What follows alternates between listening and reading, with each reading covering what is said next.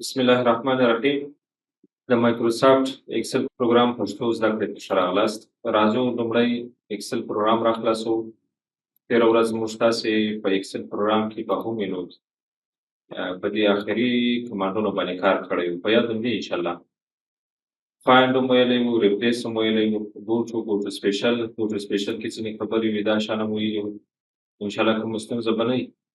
نن ورځ راځو په انزرټ منو باندې شروع کوو. د نن ورځې موضوع کې دوه شیان وایو، یو پایو ټریبل وایو، بل ساده ټریبل وایو. لومړی پایو ټریبل ته راځو. د دې پایو ټریبل او د دې ټریبل ترمنځ فرق څه دی؟ فرق یې دا ده، د پایو ټریبل په واسطه باندې کولی شو معلومات ټوټه اجزیا په برخو باندې تقسیم، او یو دغه ساده ټریبل هغه په وډ پروګرام کې مو ویلي د همغه ټریبل او د دې ټریبل ترمنځ فرق نشته. پایو ټریبل فرق ورسره لري، یعنی پایو ټریبل په واسطه کولی شو چې معلومات په برخو وویشو، تجزیه یې کړو، تقسیم یې. لومړی راځو د دې پایو ټریبل د عملي کولو لپاره باید یو څه معلومات پرې یو ساده ټریبل جوړ کړو، هغه نه وروسته بیا کار ورباندې کوو. اوس مثال زه راځم دلته یو ساده جدول جوړوم. نیم، جاب، سلري او ډېر ټایم دا شیان کوم څه ورته یم پروا نه لري او که نه یم فرق نه کوي. رابسو دلته به ولیکو احمد مثال ډاکټر ده، 50,000 روپۍ معاش لري او دا د نن ورځ تاریخ به دلته پیسټ. بل به ولیکو خان، دا مثال انجینر ده، 14,000 روپۍ معاش لري یا 15,000 روپۍ معاش لري. کټ یو ټیبل د جوړولو د عملي کار لپاره. جمال، علي، ولي، کریم، رابسو اوس خو دا وظیفې ورته اضافه کړو. ټیچر صاحب ده، ډاکټر ده، انجینر ده او بیا هم ډاکټر. معاشونه به ورته اضافه کړو. دا به دواړه داسې انتخاب کړو او دا به ښه صحیح ده. دا تاریخ کې هم تر پایه پورې داسې ښه. دا ګوره دغه ساده معلومات لیکل شوي دي. که چیرې غواړئ دا ټیبل ته واړئ، بیا په ټیبل باندې کلیک کوو. که غواړئ دا پایو ټیبل ته واړئ، پایو ټیبل ما درته وویل د څه لپاره کارېږي؟ د دې معلوماتو د تجزیه کولو لپاره کارېږي، د معلوماتو د ویشلو د تقسیمولو لپاره کارېږي. اوس مثال زه راځم پر پایو ټیبل باندې کلیک کوم، په دې سیمې کلیک وکړئ. ټیبل رینج کومه ساحه چې تا مخکې انتخاب کړې د همغې ساحې ادرس دلته راته ښیي. ګوره په شیټ 1 کې له یو خانې څخه شروع تر دې 7 خانې پورې دا موږ تاسې کومه ساحه چې انتخاب کړې وه دا د دې مکمل رینج لوکیشن راته ښیي، موقعیت یې راته ښیي، ادرس یې راته ښیي. که چیرې انتخاب نه وي پر دې ویکټور باندې کلیک کوو، وروسته هم کولی شي هغه ساحه داسې انتخاب کړي. صحیح ده. بیا راځو بېرته په دې ویکټور باندې کلیک کوو او دلته یې دوه کمانډه نور هم شته. نیو ورکشیټ کې غواړي دا معلومات اضافه کړي او که په اګزسټینګ ورکشیټ کې دا معلومات اضافه کوي. نیو ورکشیټ یو نوی ورک بوک اضافه کېږي، بیا په هغه کې یو جلا ځان ته پایو ټیبل جوړېږي. او که چیرې اګزسټینګ ورکشیټ ورته انتخاب کړو، موږ وایي دلته له دې جدول سره د یو ځای جوړ شي. له هغه نه وروسته راځو لوکیشن هم ورته انتخابوو. لوکیشن به دلته دا سیل ورته کلیک کړو، دا سیل سیم ورته انتخاب کړئ. له هغه نه وروسته پر اوکې باندې کلیک کوو. پر اوکې سم کلیک وکړئ. اوس ګوره دلته خو یو نمونه راته اضافه کړه. ګوره دلته په دې مخکینیو معلوماتو کې موږ تاسې هیډر را درلوده نه، نیم د جاب د سالري دا ډیټ ده، یعنې دا عنوانونه دي. د دې عنوانونو مطابق ته کولی شي دلته په پایو ټیبل کې معلومات اضافه کړي. په دې ښي طرف کې یو لیست اضافه کېږي. په دې لیست کې اوس ګوره ټول عنوانونه دلته ځای پر ځای شوي. مثال نیم ته ضرورت ده، باید نیم دلته په دې ټیبل کې اضافه شي. جاب ته ضرورت ده، سلري ته ضرورت ده، باید هم اضافه شي ورسره. که چیرې ډیټ غواړي ډیټ هم ورته انتخاب کړه، او که چیرې نه غواړي ضرورت نه یې ورته بیخي دا ځینې ایسته. یعنې کوم معلومات چې ته غواړې په خلص ډول دلته شو کې ښکاره کړې هغه ضرور معلومات په عنوانونو ورته انتخابوو، او که چیرې ضرورت نه یې ورته هغه بیا نه ورته انتخابوو. نو اوس ګوره دلته چوایس فیل ټو اډ ټو ریپورټ، یعنې دا لیست که غواړې چې په یو شکل باندې دلته په یو بله نمونه باندې وښیې. یو ګوره دلته دا د سر نمونه که چیرې انتخاب په دې شکل راته ښیي. که چیرې دا بل قسم نمونه ورته انتخاب کړو دا لیست په دې شکل راته ښیي او که چیرې دا نه په دې شکل ښکاره کړي هم کولی شي. مقصد دا د دې لیست د شو کولو ښکاره کولو نمونې دي. له هغه نه وروسته دلته خانه کې موږ تاسو ته هغه عنوانونه راته ښیي راته شو کوي هغه عنوانونه چې مارکسونه انتخاب کړو هغه په پایو ټیبل کې راته ښیي او که انتخاب نه وي بیا نه راته ښیي. له هغه نه وروسته لاندې راځو یو فلټر پارټ لرو برخه لرو بل د کالم برخه ده د را برخه ده او د ویلیو برخه ده یعنې په هر پایو ټیبل کې موږ تاسې 4 برخې لرو.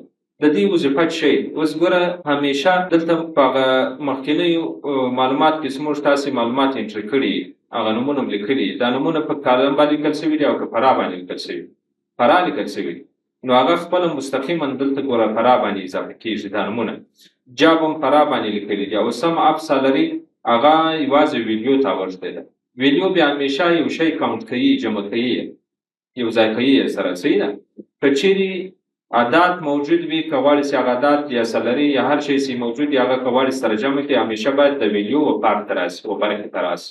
دا نومونه دلته اوس ګوره په را باندې ذکر شوي دي. زه غواړم چې دا انتقال کړم کالم برخې کې یوسم یا مثال فلټر برخې کې یوسم یا ویډیو برخې ته انتقال کړم هرې برخې ته کولی شي دا انتقال. راځو دلته پر نیم باندې کلیک داسې مره خلاص کړئ. په دې کې اوس ګوره مو ډاون ګوره دلته دغه وظیفې نه دي دا ډاکټر انجینر ټیچر دا تر دې نومونه مخکې راغلي دي کلیک کوو یعنې دا نومونه دي تر وظیفو وروسته راسي صحیح ده. یا جاب تر وظیفو مخکې راوستل مو آپ مخکې راوستل صحیح ده. اوس ګوره وار له واره وظیفه ذکر کېږي له هغه وروسته نومونه راځي. اوس مثال څو نفره ډاکټران موږ تاسې لرو 3 نفره ډاکټران لرو. ډاکټران ټوټل 23,000 روپۍ معاش ده. د احمد 15,000 روپۍ معاش ده د علي 8,000 روپۍ معاش ده د کریم 2,000 روپۍ معاش ده. دا ټول 3 نفره چې دي ډاکټران دي. بیا انجینران ته راځو د انجینرانو برخې ته د انجینرانو تقریبا 15,000 روپۍ ټوټل معاش ده او د خان جلازان ته 14,000 روپۍ دي او د ولی بیا 9,000 روپۍ دي. ټیچر خو نه یو نفر د هغه خپله ټوټل 9,000 روپۍ راځي سم خلاصو. او بل دلته په پای کې ګرین ټوټل خپل اتومات باسي یو ګوره سب ټوټل سو یو ګرین ټوټل دا بیا فرق لري سره. دغه د ډاکټر یا مثال د انجینر یا د ټیچر هر برخه جلا جلا دلته ګوره دغه معاشونه یې سره جمع کړي. دلته د دې ټیچرانو 9,000 روپۍ مجموعه معاش ده د انجینرانو 15,000 روپۍ مجموعه معاش ده او د ډاکټرانو 23,000 مجموعه معاش ده. دې ته سب ټوټل ویل کېږي یعنې د هرې کټګورۍ معاشات چې جلا جلا سره جمع کړي دې ته سب ټوټل ویل کېږي. بیا د ټولو کټګوریو معلومات چې جلا ځان ته په یو سیل کې سره جمع شي هغه ته بیا ګرین ټوټل ویل کېږي. نو اوس ګوره 23,000 15,000 او 9,000 دا ټول بیا دلته په ګرین ټوټل کې سره جمع کړي دي ټول 100 روپۍ راځي 15,000 روپۍ راځي. اوس مثال دا نومونه زه غواړم چې کالم پارټ ته انتقال کړم. راځو دلته موټ بیګینینګ سر ته د شروع کې د مثال دا نومونه راسي یا موټ ریپورټ فلټر ته دا انتقال کړسي. دا که چیرې ریپورټ فلټر ته انتقال کړو اوس ګوره نومونه ټول په چیش کې سو دلته ګوره آل را خلاص کړو ټول په دې آل ګوره دا د فلټر بټن موږ تاسې ویلي وه. د فلټر وظیفه څه ده؟ د فلټر وظیفه دا ده چې نومونه یا لیست چڼ کول صحیح ده. اوس مثال له دې ټولو نومونه څخه زما یوازې د احمد نوم په کار دی چې د احمد ریکارډ مکمل راته وښیي. دی راته ښیي چې مثال احمد شی د ډاکټر د 100 روپۍ معاش لري 15,000 روپۍ معاش لري ځکه چې دا نومونه ګوره ټول دلته فلټر خانې ته راغلو په فلټر خانه کې ځای پر ځای شو. که غواړې چې دا بېرته له فلټر خانې څخه ایسته کړي او دلته په جدول کې باید شو ښکاره شي بیا نو راځو دلته پر نیم کالم باندې کلیک کوو او دا غواړم شری انتقال کړم موټ را لیبل بېرته هغه را لیبل ته انتقالوم یا مثال موټ کالم لیبل کالم ته انتقالوم. دا که چیرې کالم ته انتقال کړو اوس ګوره دلته کالم ته نومونه موږ تاسې راوړو نو ګوره دلته په جدول کې نومونه بیا په کالم باندې لیکل کېږي. مثال علي د 8,000 روپۍ معاش لري جمال ټیچر د 9,000 روپۍ معاش لري کریم ډاکټر د 100 روپۍ معاش لري 2,000 روپۍ معاش لري خان مثال انجینر د 14,000 روپۍ معاش لري. مقصد ګوره دا جدول چې په هر شکل تا ته خلص اسانه معلومېدی دغه جدول هماغسې ترتیبولی شي جوړولی شي. بیا که چیرې د دلته نه یې په کار کولی شي بیرته انتقال کړي ورا ته انتقال کړي. راځو دلته بیا پر چیش باندې کلیک کوو موټو را لیبل بیا پر دې سم کلیک وکړئ بیرته په هماغه شکل باندې کولی شي نومونه فرا کړي ځای پر ځای. مقصد د هره برخه کولی شي د یوې ځای څخه بل ځای ته انتقال کړي. نو دا د چیش وظیفه وه د پایوټ ټیبل یعنې ګوره معلومات ټول چی کول تجزیه کول په برخو ویشل ټوټه ټوټه کول یعنې په خلص ډول معلومات پر سکرین شو کول ښکاره کول. دا که چیرې غواړې چې له دې ځای څخه پرنټ کړې نو دا ټول مکمل جدول داسې انتخابوو، داسې مې انتخاب کړئ، کنټرول پې باندې کلیک کوو. نو اوس ګوره دلته که چیرې موږ تاسې پرنټ سلیکشن ورته انتخاب، یعنې کومه ساحه چې موږ تاسې انتخاب کړي هغه ساحه یوازې کولی شئ پرنټ بغیر له نورو انټر شوي معلوماتو څخه، یوازې هغه جدول چې مې انتخاب کړی دی یوازې هغه کولی شئ چې کې پرنټ کړئ ورسره. بل recommended pivot table کې جوړې شوي نمونې دي.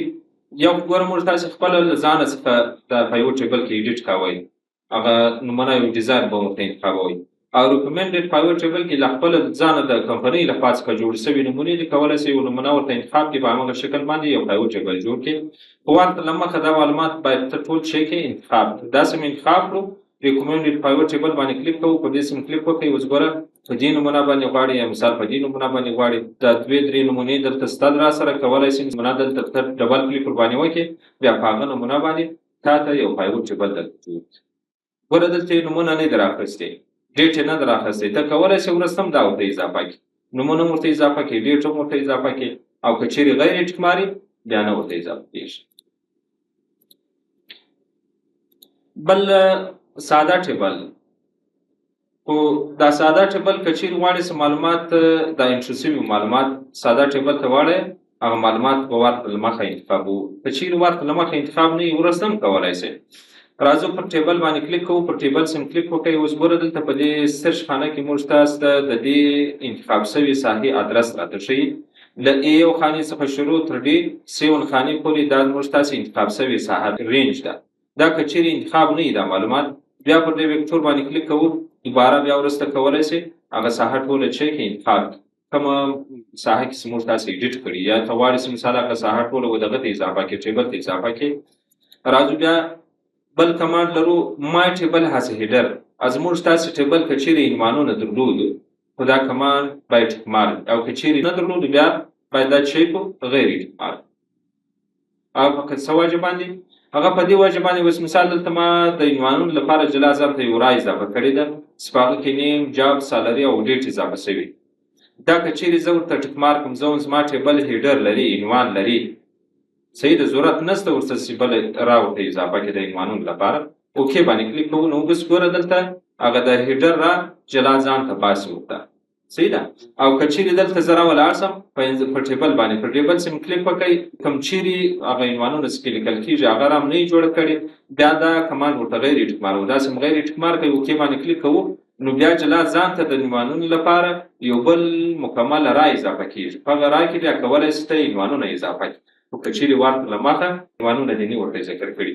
اوس ګوره زموږ تاسو ټیبل شی لري، هیډر را لري، باید پر دې کمانډ باندې کلیک وکړو، دا ټکمار کوو، د هغه نه وروسته دا اوکې، داسې مو اوکې کړئ، نو هغه ټیبل په شکل باندې څنګه جوړ کړی دغسې منظم راته جوړېږي.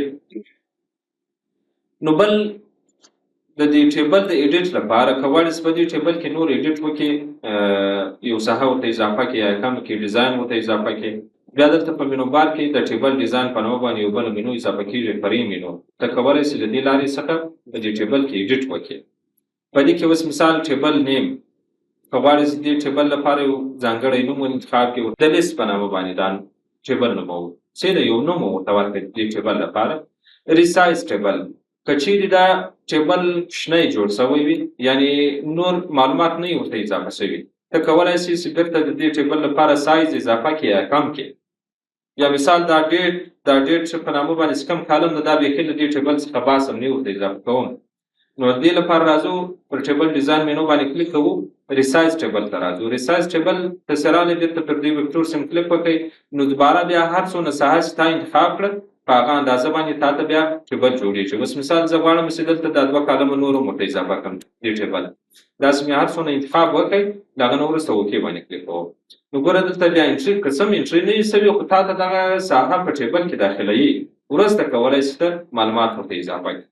او سمرایز ویت پایوټ ټیبل، که چیرې غواړئ دې ټیبل سمري یا خلاصه په پایوټ ټیبل کې وباسئ، هم کولی شئ له دې لارې څخه مستقیما پایوټ ټیبل بیا دلته چی کې جوړ کړو.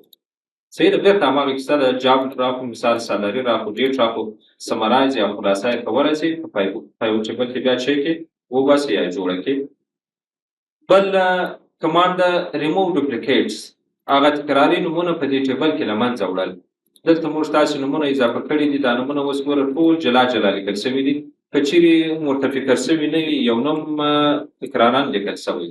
زه اوس مثال غواړم چې په دې جدول کې که چیرې تکراري نومونه لیکل شوي هغه تکراري نومونه باید شی سي ختم شي. ریموو ډوپلیکیټ باندې کلیک کوو. اوس ګوره یو بل ډایلاګ باکس را خلاصېږي. په دې کې موږ ته ښیي چې مثال په کم کالم کې غواړي چې ایډیټ وکړي.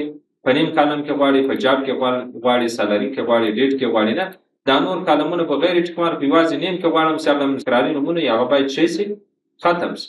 یا که چیرې دا هم ورته غیر ټیک مارک ډیټ ته راسو. زه هم که چیرې تکراري تاریخ یې هغه باید شی ختم شي. خو زه راځم په نیم کې ایډیټ کوم، نیم ورته انتخابوم. او که چیرې په دې نیم کالم کې دوه وارې نومونه لیکل شوي یا ډبل نومونه ډوپلیکیټ نومونه لیکل شوي هغه باید شی سي ختم شي، ریموو شي. پر اوکې باندې کلیک کوو.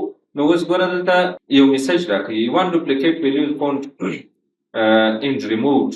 ګوره یو نوم چې ولو د احمد په نامه باندې دا دوه وارې لیکل شوی دی.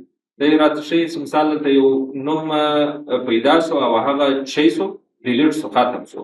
او پاتې څو نومونه شو؟ 5 نومونه راسره پاتې شو. نو که چیرې غواړې چې یو نوم تکرارا په دغه کې ډیلیټ کړي په دې جدول کې په هر کالم کې بیا کولی شي ایډیټ وکړي. هغه نو بیا له ریموو ډوپلیکیټ کمانډ څخه استفاده کوو. کنورټ ټو رینج دا ټول مکمل ټیبل بیرته ساده کول. فقط ډیزاین پاتېږي د معلومات له ټیبل څخه باسي. البته له ټیبل څخه نه باسي، ټیبل په هغه شکل راسره پاتېږي. یعنی بیا ټیبل ډیزاین مې نوم نسو کارولی او دلته بیا دغه هر کالم ته چې ګوره فلټر بټن اضافه شوي دي دا هم نسو کارولی. که چیرې بیا خپله ورته اضافه نه کړي. صحیح ده. اوس مثال راځم دلته پر دې ټیبل باندې کلیک کوو، کنورټ ټو رینج باندې کلیک کوو او بیا یس کوو. داسې م یس کوي. اوس ګوره دلته که څه پر ټیبل باندې کلیک وکړې ته هغه ټیبل ډیزاین مینو نه شي کولی چې کار وکړي، ځکه چې دغه موږ تاسې له ټیبل څخه وویسته دا ساحه. فقط دا ډیزاین یې راسره پاتې شي او نه فلټر بټن یې کولی شي کار وکړي. بل انزرټ سلایسر دا کالمونه په برخو ویشل. اوس مثال غواړم چې د نیم کالم، د جاب کالم، سالري یا د ډیټ کالم جلا جلا دلته په صفحه کې پیسټ کړم. راځو پر انزرټ سلایسر باندې کلیک کوو. هر کالم که چیرې ډېر ضرور وي هغه کولی شي دلته راواخلو. اوس مثال نیم کالم راکړم، جاب کالم راکړم او د سالري کالم راکړم. د هغه نه وروسته پر اوکې باندې کلیک کوو. پر اوکې سم کلیک وکړئ. نو ګوره دلته په صفحه کې هر کالم جلا جلا ته کولی شي پیسټ کړي. صحیح ده. اوس مثال زه راځم د دې کالمونو له طریقه غواړم چې یو نوم په دې جدول کې سرچ کړم یا پیدا کړم. سالري ته راځو. زه وایم دا 9000 روپۍ د چا معاش ده، دا نفر یا دا ریکارډ ټول مکمل راته وښایه. ډبل کلیک ور باندې کوو. اوس ګوره په دې نورو کالمونو کې هم راته ښیي جمال یې نوم ده او وظیفه یې شی د ټیچر ده، 9000 روپۍ معاش لري. په هغه جدول کې چې موږ تاسې جدول یا معلومات لرو په هغه کې هم ټول مکمل ریکارډ راته ښیي.